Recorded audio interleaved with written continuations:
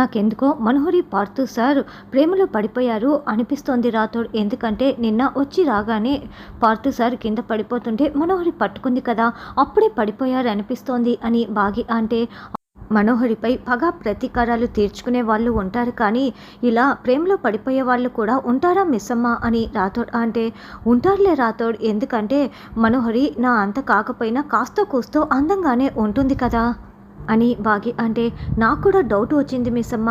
నిన్న పిల్లలు వెళ్ళిపోగానే ఆ పార్థు సారు మనోహరి గారి దగ్గరికి వెళ్ళి, నీకు పెళ్ళయిందా, నీకు ఎవరితో అయినా లవ్లో పడ్డావా, అది ఇదే అని ప్రశ్నల మీద ప్రశ్నలు వేశారు. అప్పుడే నాకు కూడా డౌట్ వచ్చింది.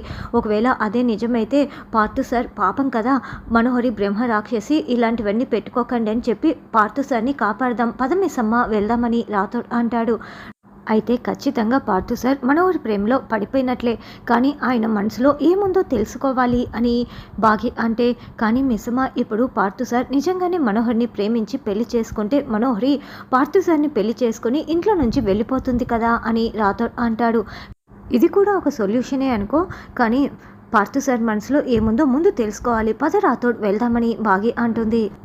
మనోహరి బాల్కనీలో నిలబడి తడితల్ని తుడుచుకుంటూ ఉంటే పార్థు అలాగే చూస్తూ ఉంటాడు. ఇదంతా గమనిస్తున్న చెంబా, డౌటే లేదు, ఈయన గారు మనోహరి ప్రేమలో పడిపోయాడు, పోయి కొండచీలోని కౌగులించుకోవాలని చూస్తున్నాడేంటి, చచ్చిపోతాడు వీడు, చచ్చిపోతాడని చెంబా మనసులో అనుకుంటూ ఏమీ తెలియనట్లు మనోహరి దగ్గరికి వెళ్ళి, నువ్వు ప్రచండతో మాట్లాడాలన్నావు కదా, రా వెళ్దాం అని తీసుకువెళ్తూ ఉంటుంది. వెళ్తున్న మనోహరి వైపు తదేకంగా పార్థు చూస్తూ ఉంటాడు. అప్పుడే భాగీరథుడు అక్కడికి వచ్చి ఇదంతా గమనిస్తూ ఉంటారు. హాయ్ సార్ అంటూ బాగి రావటంతో పార్థు ఫోన్ మాట్లాడుకుంటున్నట్లు నటిస్తూ ఉంటాడు. హాయ్ మిస్సమ్మ, హాయ్ రాథోడ్ అని పార్థు అంటే, నిజం చెప్పండి, మీరు మనోహర్ని ప్రేమిస్తున్నారు కదా అని బాగి అంటుంది. నేనా అని పార్థు తెగ నటిస్తూ ఉంటాడు. నిజం చెప్పండి, మీరు మనోహర్ని చూస్తున్నది మొత్తం మేము చూసేశాము అని బాగి రాథోడ్ చెప్తారు. నిజం చెప్పండి, మీరు ఎక్కడో మనోహర్ని చూసి ఇంప్రెస్ అయిపోయి ప్రేమలో పడిపోయి కేసు విషయంగా అని వంక పెట్టుకుని ఇక్కడికి వచ్చారు కదా అని బాగి అంటుంది. అబ్బే లేదు, నేను ఇక్కడికి వచ్చిన తర్వాతే మనోహర్కి ఇంప్రెస్ అయిపోయాను, లవ్ అట్ ఫస్ట్ సైట్ అని పార్థు చెప్తుంటే, అంటే మీరు ఇక్కడికి రాగానే మనోహర్ ప్రేమలో మునిగిపోయారు అని బాగి అంటుంది. ఇంత దాకా వచ్చిన తర్వాత దాగుడు మూతలు ఎందుకు మిస్సమ్మ, నేను ఇప్పటి వరకు చాలామంది అమ్మాయిల్ని చూశాను, కానీ మనోహర్ని చూడగానే నాకు చాలా నచ్చింది, తన ప్రేమలో పడిపోయాను, పెళ్ళంటూ చేసుకుంటే నేను తన్నే చేసుకుంటాను అని పార్థు చెప్తుంటే, అప్పుడే పెళ్ళి దాకా వెళ్ళిపోయారా పార్థు సార్ అని రాథోడ్ అంటాడు.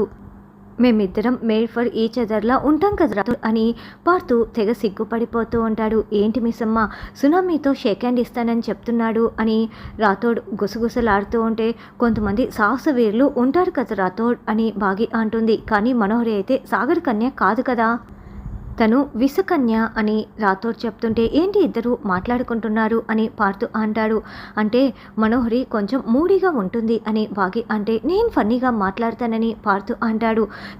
తను అప్పుడప్పుడు కొంచెం వైలెంట్గా బిహేవ్ చేస్తుంది అని బాగి అంటే, నేను సైలెంట్ అయిపోతాను అని అన్నిటికీ అన్ని సమాధానాలు పార్థు చెప్తూ ఉంటాడు. సరే, మీరు పెళ్లి చేసుకోవాలని బాగా ఫిక్స్ అయిపోయారు, కానీ ఆవిడకి ముందే పెళ్ళి అయిపోయి ఆల్రెడీ డైవర్స్ తీసుకొని ఉంటే అని రాథోడ్ చెప్పడంతో, ఏంటి మను డైవర్సీనా అని పార్థు చాలా షాకింగ్గా అడుగుతూ ఉంటాడు. అబ్బే లేదు రాథోడ్ ఊరికే అలా అడుగుతున్నారు సార్, మనోహర్కి అలాంటివి ఏం లేవులే అని బాగి చెప్తుంది. మనోహర్ జీవితంలో ఏమున్నా సరే నేనైతే రెడీ అని, కానీ మనోహరి నన్ను ఇష్టపడుతుందో లేదో ఎలా తెలుసుకోవాలో అని పార్థు అంటాడు. అబ్బబ్బబ్బా, మీరు సూపర్ సార్ అని బాగి రాథోడ్ క్లాప్స్ కొడుతూ ఉంటారు. ఆ విషయం మాకు వదిలేండి సార్, మేమిద్దరం చూసుకుంటాంలే, కావాలంటే ఆయన కూడా ఒక చెయ్యి వేసి సహాయం చేస్తారు అని బాగి అంటుంది. థ్యాంక్స్ మిస్సమ్మ, నీ వల్ల నేను ఒక ఇంటివాడిని అయితే నాకు చాలా సంతోషం, థ్యాంక్ యూ సో మచ్ అంటూ పాడుతూ వెళ్తాడు. ఏంటి రాథోడ్, మనోహరికి పెళ్ళయింది, డైవర్స్ అని చెప్పేస్తున్నావు అని అంటే, సారీ మిస్సమ్మ, ఫ్లోలో టంగు స్లిప్ అయ్యింది, కానీ ఇప్పుడు మనోహరి పార్థు గారిని పెళ్లి చేసుకు వెళ్ళిపోతే మనకు అడ్డుపోతుంది అని రాథోడ్ అంటే, అవును ఒకందుకు అది మంచిదే, కాబట్టి ఇప్పటి నుంచి మిషన్ స్టార్ట్ అని ఇద్దరు ఐఫై ఇచ్చుకుంటూ చేతులు కలుపుకుంటారు. చూడు ప్రచండ, నీకు ఇంకొక అవకాశం కావాలని చెప్పావు కదా, ఈరోజు వచ్చింది అని మనోహరి ఫోన్లో చెప్తూ ఉంటే, అయితే నేను ఆ ఇంట్లోకి రావచ్చా అని ప్రచండ అంటాడు. లేదు లేదు, ఈరోజు బాగి అమర్ లేకుండా పిల్లల్ని రాతోడు మాత్రమే స్కూల్కి తీసుకువెళ్తున్నారు. నువ్వు ఆ బుజ్జమ్మని చంపుతావో లేకుంటే ఆనంద్ ఆకాష్ అంజులని చంపుతావో ఒక పని చెయ్యి, అందరినీ చంపి పడేసేయ్ అని మనోహరి చెప్తుంది. ఏంటి అందరినీనా అని ప్రచండ అడగటంతో, అవును, కేసుని ఇన్వెస్టిగేషన్ చేయటం కోసం పార్థు అనే కొత్త ఆఫీసర్ వచ్చాడు.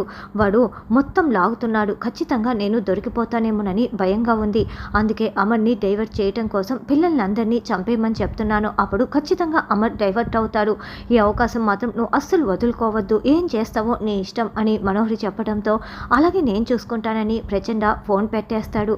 మనోహరి, నేను నీకు ఒక విషయం చెప్పనా? ఆ కొత్త ఆఫీసరు నీపై మనసు పడ్డాడు అనిపిస్తోంది. నిన్ను ప్రేమిస్తున్నాడు అని చెంబా చెప్పడంతో, ఏంటి ఏం మాట్లాడుతున్నావు? వాడు నన్ను ప్రేమించటం ఏంటి అని మనోహరి అరుస్తూ ఉంటుంది. ఒకందుకు అది మంచిదే కదా మనోహరి, నువ్వు అతన్ని పెళ్లి చేసుకుంటే ఈ కేసు నుంచి నువ్వు బయటపడచ్చు కదా అని చెంబా అంటుంది. నోర్ముయ్, నా మనసులో అమర్ మాత్రమే ఉన్నాడు. నేను వాడిని పెళ్లి చేసుకోవటం ఏంటి?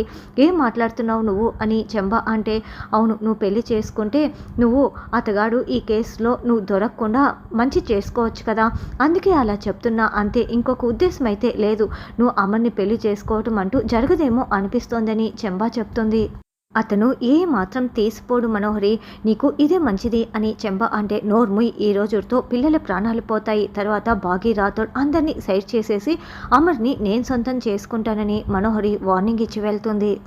జీవితాంతం ఇదే మాట చెప్తూ ముసల్దాను అయిపోతావులే అని చెంబా అనుకుంటూ ఉంటుంది. గుడ్ మార్నింగ్ మను అంటూ పార్థు డైనింగ్ దగ్గరికి వస్తాడు. అప్పుడే అమర్ అక్కడికి వచ్చి, పార్థు, నీకు ఒక ముఖ్యమైన విషయం చెప్పాలి. రణ్వీర్ వైఫ్ ఇద్దరు డివోర్స్ తీసుకున్నారంట, అది కూడా హైదరాబాద్ కోర్టులో అని అమర్ చెప్పడంతో, ఏంటి కోల్కతాలో పెళ్లి చేసుకొని హైదరాబాద్లో డివోర్స్ తీసుకోవటం ఏంటి అని పార్థు అడుగుతూ ఉంటే మనోహరి షాకింగ్గా వింటూ ఉంటుంది. అవును, రణ్వీర్ వైఫ్కి 6 హత్యకి ఏదో సంబంధం ఉంది అని అమర్ అంటే, అవును సార్, మీరు యాక్సిడెంట్ కాకముందు ఇదే కోణంలో ఇన్వెస్టిగేషన్ చేయటం మొదలు పెట్టారు అని బాగి చెప్తుంది. ఇంకో 2 అవర్స్లో లాయర్ కోర్టు దగ్గరికి వెళ్ళి రణ్వీర్ వైఫ్ మొత్తం డీటెయిల్స్ తీసుకువస్తారు. అప్పుడు రణ్వీర్ వైఫ్ ఎవరో మనకు తెలిసిపోతుంది అని అమర్ చెప్తుంటే, బాయ్ డాడ్ అంటూ పిల్లలు బాయ్ చెప్పి స్కూల్కి వెళ్తూ ఉంటారు. ఏంటి మనోహరి, ఇప్పుడు 2 అవర్స్లో నీ గురించి తెలిసిపోతే అప్పుడు నీ పరిస్థితి ఏంటి అని చెంబా అంటే, ఎలా తెలుస్తుంది? ఈ లోపల పిల్లలకి యాక్సిడెంట్ అవుతుంది, ఆ వివరాలు మొత్తం కూడా మరుగున పడిపోతాయి అని మనోహరి చెప్తుంది. పిల్లలందరూ కారులో కూర్చోగానే రాథోడ్, అసలు మనోహరి వివరాలన్నీ 2 అవర్స్లో తెలిసిపోతాయన్నా కూడా ఎందుకంత ధైర్యంగా ఉందో నాకు అర్థం కావటం లేదు అని బాగి అంటే, అవును మిస్సమ్మ, నేను కూడా అదే గమనించానని రాథోడ్ అంటాడు. అసలు తను ఏం ప్లాన్లో ఉందో నేను తెలుసుకుంటాను, నువ్వు పిల్లల్ని స్కూల్లో జాగ్రత్తగా వదిలేసిరా అని బాగి రెడీ అవుతున్న అమర్ దగ్గరికి వస్తుంది. ఏంటి మిస్సమ్మ, మళ్ళీ షర్టు బటన్ ఊడిపోతే కుడదామని వచ్చావా అని అమర్ అడుగుతూ ఉంటే, అలాంటి ఆశలేం పెట్టుకోకండి, నేను మిమ్మల్ని అప్రిషియేట్ చేద్దామని వచ్చాను అని బాగి అంటే, ఎందుకు అని అమర్ అంటాడు. ఎందుకంటే నేను రణ్వీర్ గురించి చెప్పగానే రణ్వీర్ వైఫ్ వరకు మీరు తెలుసుకున్నారు. ఇంకో 2 అవర్స్లో రణ్వీర్ వైఫ్ ఎవరో కూడా తెలిసిపోతుంది. రణ్వీర్ వైఫ్ ఎవరో తెలిసిపోతే అప్పుడు మీకు గతం మొత్తం గుర్తుకు వస్తుంది. అప్పుడు అన్ని ప్రాబ్లమ్స్ సాల్వ్ అయిపోతాయి అని బాగి అంటే, ఇప్పుడు నాకు గతం గుర్తుకు వస్తే నీకొచ్చే లాభం ఏంటి చెప్పు? గతంలో మన మధ్య ఏమైనా ఉందా అని అమర్ అంటే, అలాంటిదేం లేదు, నేను పిల్లల్ని చూసుకోవటానికి వచ్చిన కేర్ టేకర్ని మాత్రమే అని చెప్పి బాగి వెళ్తుంటే అమర్ ఒక్కసారిగా బాగి చేయి పట్టుకుంటాడు. అమర్ బాగి ఇద్దరు కళ్ళలో కళ్ళు పెట్టుకొని చూసుకుంటూ ఉంటారు. ఏంటి సార్ చేయి పట్టుకున్నారు అని బాగి అంటే, నువ్వు ఇప్పటిదాకా ఎందుకు పెళ్లి చేసుకోలేదు అని అమర్ చేయి వదిలేస్తాడు. నచ్చినవాడు దొరకలేదు అని బాగి అంటుంది. సరే, నీకు ఎలాంటి క్వాలిటీస్ ఉన్నవాడు కావాలి చెప్పు?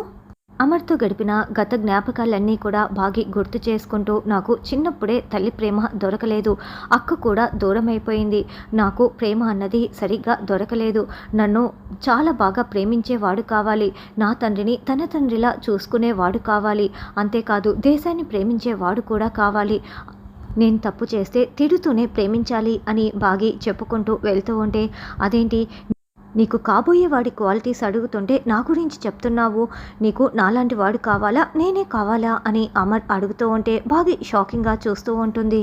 బాగి సమాధానం చెప్పకుండా వెళ్తూ ఉంటే అమర్ మళ్ళీ బాగి చేయి పట్టుకొని దగ్గరికి లాక్కుంటాడు. ఇద్దరు కళ్ళల్లో కళ్ళు పెట్టుకొని చూసుకుంటూ ఉంటే చెప్పు మిస్ అమ్మ అని అమర్ అడుగుతూ ఉంటాడు.